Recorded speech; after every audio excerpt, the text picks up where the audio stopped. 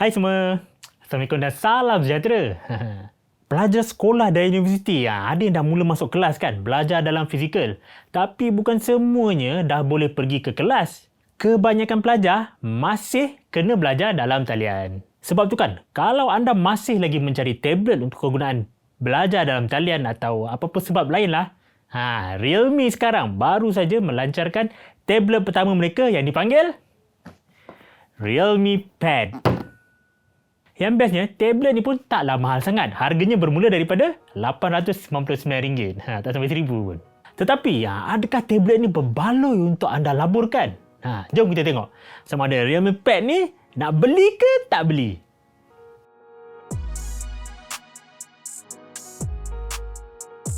Sebelum kita pergi lebih jauh jom kita berkenalan dulu dengan bungkusan kotak Realme Pad ni. Kalau sekali imbas kan, tengok dari luar ni boleh kata macam teringat Apple iPad lah pula kan. Sebab kotak ni warna putih, lepas tu dia tunjuk gambar tablet kat depan. Dan gambar depan pun menunjukkan warna tablet Realme Pad ni, iaitu warna kelabu. Di sisinya pula, tapi terpampang besar nama Realme Pad. Tepi ni pun sama juga ada. Dan di belakangnya terisi dengan banyak senarai spesifikasi dan juga perkakas atau aksesori yang ada dalam kotak ni. Jadi kita tengok sikit secara ringkas apa yang ditulis kat senarai belakang ni. Pertama macam skrin 10.4 inci WUXGA+. Dan ada bateri Mega 7100 mAh. Lepas tu dia ada 4 speaker Dolby Atmos dan juga kuasa oleh chip MediaTek Helio G80. Dan senarai dalam kotak pula apa yang ditulis? Kita ada satu pad, kita ada satu pengecas, kita ada satu data kabel, kita ada satu buku menu dan juga satu SIM pin. Kalau anda perasan, kenapa ada SIM pin? Sebab tablet ni menyokong internet mudah alih atau 4G LTE. Jadi anda boleh gunakan internet, masuk SIM card, boleh guna internet kat mana-mana, tak payah sambung Wi-Fi.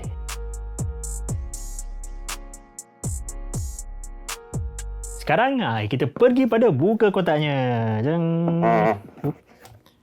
Okey, atas sekali kita jumpalah tabletnya dalam plastik ni. Okey, lepas tu bawah ni di tepi sebelah sini.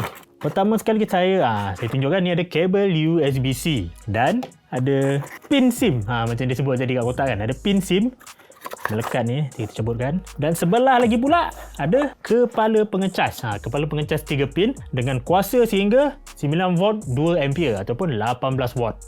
Jadi kita habis cerita pasal dalam kotak ni.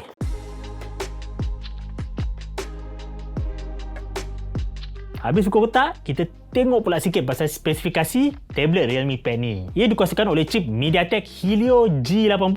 Ia adalah chip kelas pertengahan yang dikatakan bagus untuk main game dan sesuai dengan harganya. RAM dan storan pula ada beberapa pilihan daripada serendah RAM 3GB dan storan 32GB atau RAM 4GB dan storan 64GB dan yang paling besar adalah RAM 6GB dan storan 128GB.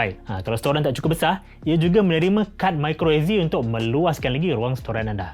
Realme Pad ni dia menyokong Wi-Fi 5. Dia tak ada Wi-Fi 6. Selain tu, dia juga ada Bluetooth versi 5 dan juga untuk versi LTE, dia boleh masukkan kad SIM untuk anda gunakan internet mudah alih 4G.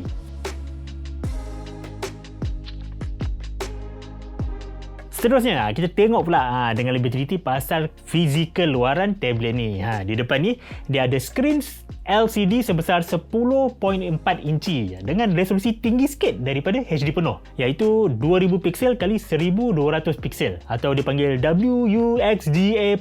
Kadar penyegaran skrin ni hanyalah 60Hz dan yang best sikit, skrin ni dia tak ada tangkuk ataupun lubang. Dia skrin penuh. Sebab apa? Bingkai dia ni. Tengok, bingkai dia tebal sangat lah. Sebab tu dia boleh muatkan kamera hadapan 8MP di dalam bingkai di atas ni. Ataupun sebenarnya bingkai di sebelah kiri ni.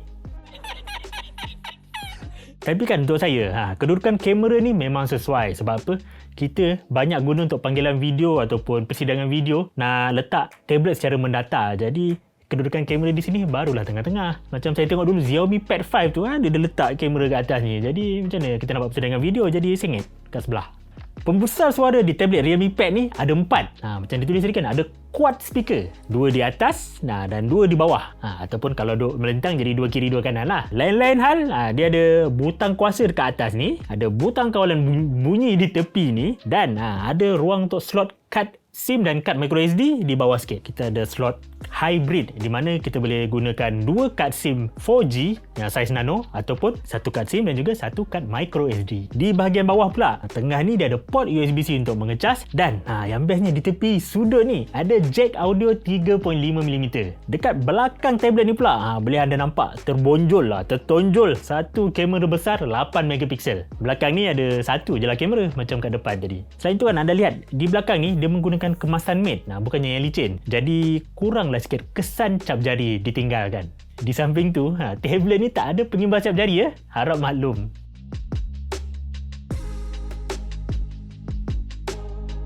Saya dah gunakan tablet ni selama 2 minggu. Jadi saya nak kongsikanlah apa pengalaman saya menggunakan tablet Realme Pad ni. Bagi skrin, ia memiliki tahap kecerahan yang agak tinggi. Boleh dilihat dengan jelas kalau dalam suasana cerah dalam bangunan. Selain tu kan, selain pada tahap cerahan tinggi, ia juga ada tahap kecerahan yang sangat rendah. Yang agak rendah, yang bagus rendah. Kenapa bagus rendahnya? Di mana kalau dalam suasana gelap sangat ataupun cahaya sikit sangat, anda boleh melihat dengan selesa dengan menetapkan kecerahan paling rendah. Jadi taklah sakit mata sangat dalam suasana gelap tengok cahaya yang cerah. Resolusi tinggi juga, nampak jelas dan tajam pada skrin 10.4 inci ni. Saya juga dah uji beberapa stylus di skrin Realme Pad ni. Untuk stylus yang menggunakan sambungan Bluetooth macam Apple Pencil dan juga S Pen di Galaxy Note 20, ianya memang tak boleh digunakan di tablet Realme Pad ni. Tapi untuk stylus biasa getah yang murah boleh digunakan di atas skrin Realme Pad. Cuma tak berapa canggih sangatlah sebab tak ada sensor tekanan. Sistem bunyi 4 speaker di tablet ni memang kuat dan lantang. Tapi kan, ia masih tak selantang dan sekuat bunyi yang saya dengar daripada Xiaomi Pad 5 dan juga Huawei MatePad 10.4. Yang mana harga kedua-dua tablet tadi memang lagi mahal lah daripada Realme Pad. Jadi kan, dalam suasana yang kurang hingar atau kurang bising, anda boleh dengar dengan jelas bunyi yang keluar daripada Realme Pad. Tapi mungkin anda akan kurang jelas dengar bila suasana bising sikit. Nasib baiklah ada jack audio 3.5mm ni untuk anda cocokkan phone telinga ataupun phone kepala berwayar, jadi anda boleh dengar dengan lebih kuat dan jelas. Untuk kamera, tak ada apa yang boleh dibanggakan sangat dengan kamera di Realme Pad ni. Hasil tangkapannya boleh dikatakan jelas dan terang dalam suasana yang cerah lah. Tetapi warna dia nampak kurang memberangsangkan dan kurang bertenaga. Lepas tu, tak ada pilihan untuk ambil gambar portrait yang mana latar kita kabur dan gambar muka kita tajam.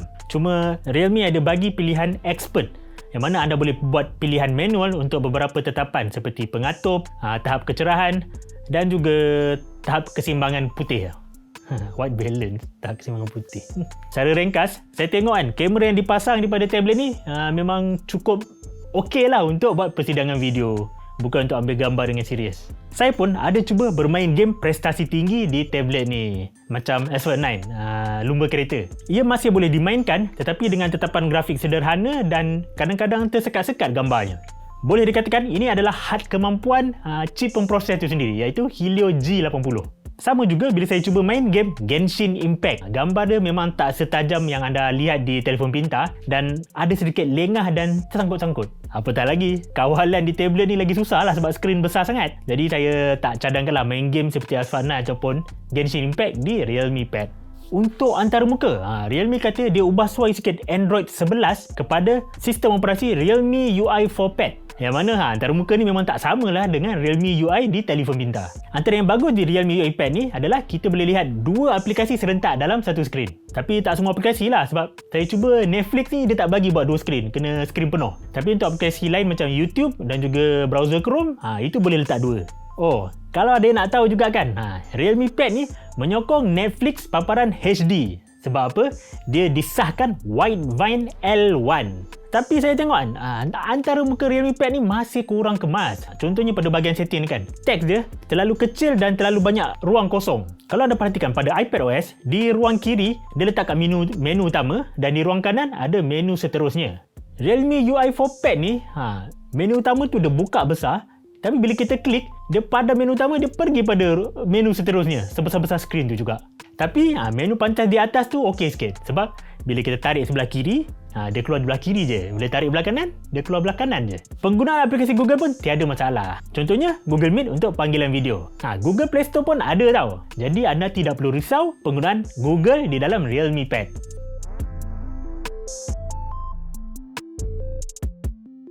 Setelah saya teliti kelebihan dan kekurangan tablet ni, saya berikan job Nak beli untuk Realme Pad?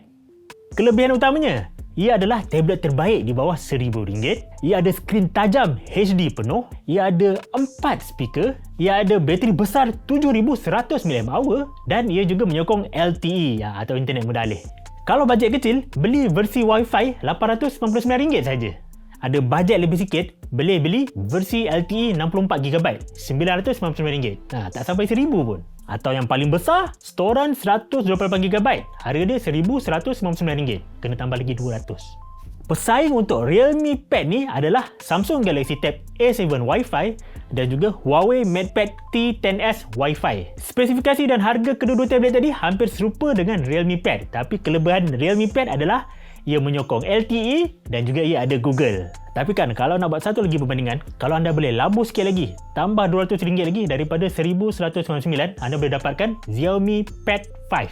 Harganya RM1,399 dengan RAM 6GB dan storan 128GB. Walaupun ia hanya Wi-Fi, tiada 4G atau 5G, tapi ia ada skrin LCD 120Hz dan ia guna chip flagship Snapdragon 860. Tapi kalau bajet bawah RM1,000, memang saya syorkan sangat beli Realme Pad 64GB ni. Memang mencukupi untuk belajar kelas dalam talian. Cuma kan, ada satu perkara yang saya rasa sangat kekurangannya, iaitu tiada aksesori rasmi daripada Realme untuk Realme Pad. Tiada casing, tiada papan kekunci maupun tiada stylus. Bukan apa, sebab ramai pengguna sebenarnya rasa lebih selesa kalau menggunakan aksesori rasmi daripada pengeluar tersebut. Sedikit carian yang saya buat di Lazada dan Shopee, memang banyak pengeluar pihak ketiga yang menjual casing yang serasi untuk Realme Pad, tapi tak ada yang casing dengan papan kekunci.